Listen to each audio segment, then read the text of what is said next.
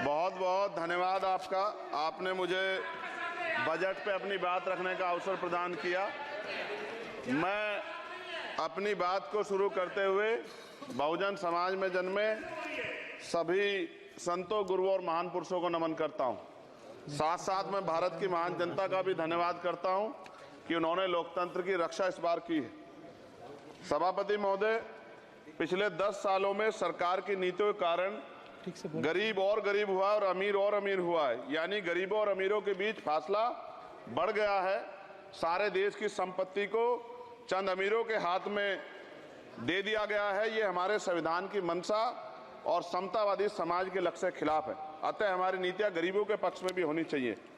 जातिगत जनगणना, SC, ST, OBC यानी कि जो बहुजन समाज के लिए आज जीवन मरण का प्रश्न है, इसके बारे में कोई बात बजट में नहीं की गई है। इसके बाद जनसंख्या के अनुपात में बहुजन समाज को सभी क्षेत्रों में हिस्सेदारी मिलनी चाहिए, तभी बाबा साहब अम्बेडकर का जो सपना है समतामूलक समाज का, वो पूरा होगा। महोदय, एक ऐसा विकसित भारत है जिसमें आज भी सफाई कर्मचारी को पक्की नौकरी नहीं मिल रही है और उसको गटर में उतरने के लिए मजबूर किया जा रहा है। उनके लिए कोई अलग से बजट नहीं है। बजट बन सकता है अगर सरकार चाहे। SC, ST को जो सब प्लान मिलता था, SPC का जो पैसा मिलता था, वो बजट से हटा दिया गया है। साथ साथ देश के स्तर पे आशा, आंगनबाड़ी, भोजन माता, ग्राम सेवक, PRD जवान, होमगार्डों के मानदेय में बढ़ोतरी नहीं हुई है। ऐसा कुछ भी नहीं दिख रहा है कि उनके जीवन में खुशहाली आ जाए। इनका मानदेय बढ़ना चाहिए। विधवा, वृद्धा, विकलांग पेंशन प्रत्येक महीने 500 रुपए से बढ़ाकर 5000 रुपए की जानी चाहिए, क्योंकि महंगाई बढ़ रही है। देश में प्रधानमंत्री जन कल्याण योजना के तहत SC, ST, OBC और मुस्लिम को कितने घर दिए गए, इसका कोई आंकड़ा सरकार के पास नहीं है। देश में इसी तरह SC, ST, OBC के लिए कितने परिवारों को शौचालय की व्यवस्था कराई गई। आज भी सिद्धार्थनगर जैसे जिले और तमाम जिले जो है, वहां शौचालय की व्यवस्था नहीं है। इस पर ध्यान देना चाहिए। देश भर में SC, ST, OBC के जो रिक्त पद पड़े हुए हैं, बैकलॉग भरना चाहिए। सरकार ने कुछ नहीं कहा। ये कैसी विश्व की 5वीं अर्थव्यवस्था है जिसमें आज भी SC, ST पे अत्याचार हो रहा है, महिलाओं के साथ रेप हत्या हो रही है। NCRB का डाटा पढ़ेंगे तो खून के आंसू रोने पड़ेंगे। युवा बेरोजगार है, सड़कों पे 80 करोड़ लोगों को 5 किलो राशन में जीवन यापन करना पड़ रहा है।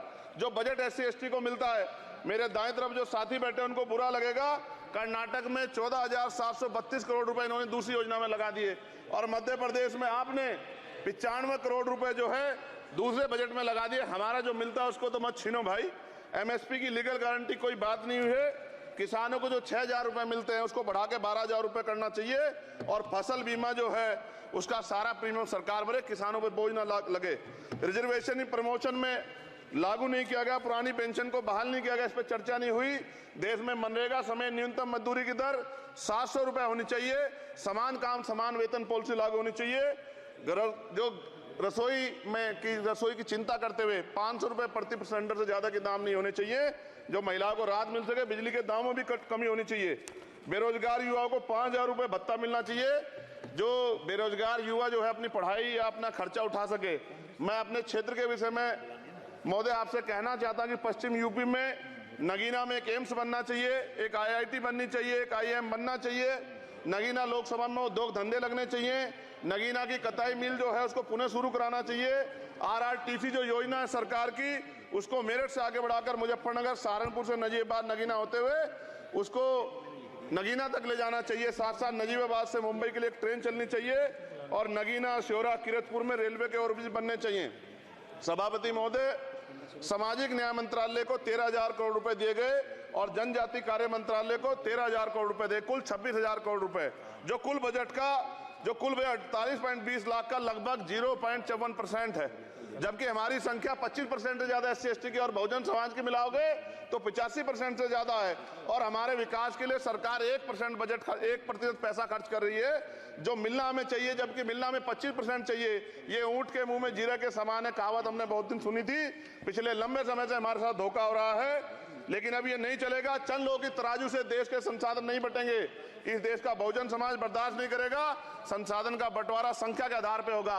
माननीय काशीराम साहब नारा लगाए थे, ना तो वोट हमारा राज तुम्हारा चलेगा, और आज हम कह रहे हैं ना ही वोट हमारा और नोट तुम्हारा चलेगा। इस बात का भी ध्यान जो है सरकारों को देना पड़ेगा।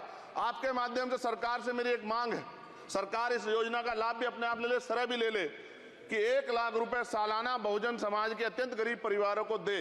10 लाख करोड़ रुपए खर्च होंगे, लेकिन इस 1 लाख रुपए की योजना से एक झटके से परिवार गरीबी की रेखा से ऊपर आएगा और इनके बच्चों को कुपोषण खत्म होगा, अच्छी शिक्षा मिलेगी, महिलाओं को सम्मानजनक जीवन मिलेगा और इससे वास्तव में सबका साथ सबका विकास का नारा सार्थक होगा। अगर प्रश्न ये होगा कहां से आएगा, तो उसका जवाब ये है कि जब अमीरों का 16 लाख करोड़ रुपए माफ हो सकता है, कॉर्पोरेट टैक्स का घटाकर लाखों करोड़ रुपए का चूना सरकारी खजाने को लगाया जा सकता है, पेट्रोल डीजल के दाम 10 गुना एक्साइज ड्यूटी बढ़ाई जा सकती है, तो गरीबों को सरकार पैसा क्यों नहीं दे सकती। महोदय, समय आ गया है, अब निजी क्षेत्रों में आरक्षण की व्यवस्था होनी चाहिए। SC ST OBC को निजी क्षेत्रों में आरक्षण मिलना चाहिए। और मेरी आपसे ये भी मांग है, क्योंकि अब समय की मांग है और देश तेजी से आगे बढ़ रहा है, तो मैं कहूंगा कि सरकार का जो सबका साथ सबका विकास का नारा लगभग वो असत्य महसूस होता है, क्योंकि अल्पसंख्यकों में मुसलमानों, जैनों, सिखों, बुद्धिस्टों के लिए कुछ दिख नहीं रहा, उनकी कल्याण कोई योजना नहीं है। मदरसों को जो बजट मिलता था वो कम कर दिया गया है। आर्थिक तंगी से लोग मर रहे हैं। इंटर्नशिप की बात हुई है, परमानेंट रोजगार नहीं है। और दिल्ली में क्या हुआ बच्चों के साथ कल, उनकी सुरक्षा की जिम्मेदारी क्या है? वो आए तो बनने थे IAS IPS और बन क्या गए, लाशें बन के गए। यहाँ से कोई ध्यान नहीं दे रहा है, किसी की नजर नहीं है। साथ साथ मैं आपसे ये भी आग्रह करूंगा कि हम ग्रामीण क्षेत्रों से आए लोग देश से बड़ा प्रेम करते हैं और हम ये महसूस करते हैं कि सरकारें हमें सुनेंगी, सरकारें हमारे बारे में सोचेंगी। लेकिन ऐसा महसूस हो जाता है आज़ादी के 75 साल बाद, और जिसको अमृत काल कहा जा रहा है, आज भी SC ST OBC के लोगों पर अत्याचार हो रहा है। अभी 2 दिन पहले गोली से उड़ा दिया गया गाजियाबाद में और राजस्थान में गर्दन काट दी गई। ये घटनाएं देख के डर लगता है, घर से निकलते हुए भी कि आने घर वापस लौटेंगे नहीं लौटेंगे। तो मेरा सरकार से आग्रह है, अगर आज़ादी के 75 साल बाद भी हमारी हत्या हो रही है, तो हमारी मां को भी दर्द हुआ होगा जब उसने हमें पैदा किया होगा, हमारी बहनों को भी हमारे खोने का दर्द होता होगा। कैसी कानून व्यवस्था है आपकी, सब कुछ है आपके पास, फिर भी जो है महिलाओं पर रेप नहीं रोक पा रहे हो, हत्याएं नहीं रोक पा रहे हो, गरीबों, दलितों, पिछड़ों, किसानों, मजदूरों की जान नहीं बचा पा रहे हो। किसान सुसाइड कर रहा है, नौजवान सुसाइड कर रहा है, और बड़ी बड़ी बातें होती हैं, इधर भी अच्छे लोग हैं, इधर भी अच्छे लोग हैं, लेकिन अच्छाई तब होगी जब जमीन पे भी कुछ काम दिखाई देगा। और जमीन पे महोदय कोई काम दिखाई नहीं दे रहा है। जब कोई योजना की बात आती है तो सरकार हमसे मुंह मोड़ लेती है। आप बताइए, एजुकेशन का बजट कम कर दिया, हेल्थ का बजट कम कर दिया। मैं अपने क्षेत्र में गया तो आप विश्वास कीजिए, डॉक्टर नहीं है, स्कूल में मास्टर नहीं है, और कोई भर्ती ऐसी नहीं जिसका पेपर लीक नहीं होता है। तो देश किस तरफ जा रहा है और इसमें नौजवानों का भविष्य क्या है, उसके बारे में हमें चिंता करनी चाहिए। और अंत में अपनी बात को खत्म करते हुए मेरा आपसे आग्रह और आपके माध्यम सरकार से आग्रह है कि यहाँ बाहर बाबा साहब अम्बेडकर की मूर्ति लगी हुई थी एक, वो करोड़ों लोगों की आस्था से जुड़ा विषय है, और आप विश्वास करो इतना गुस्सा है उसको लेके।